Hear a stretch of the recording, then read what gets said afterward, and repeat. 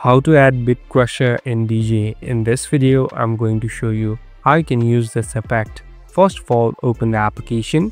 Now, here on the top, you can see this FX button. Simply tap on this FX button. Now here, this is the section you must be in. Now on the top, there's a drop down button. Simply select this drop down button. So here, there are different effects that are available. So here, there are different pro versions and free ones too.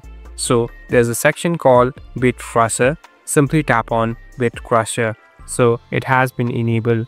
Now if you go back, it has been already selected in the FX. Now you can use it easily in your music and different tracks. Here on the bottom, you can even use this mixture button to customize your music accordingly. Thank you for watching this video. I hope this video will help you.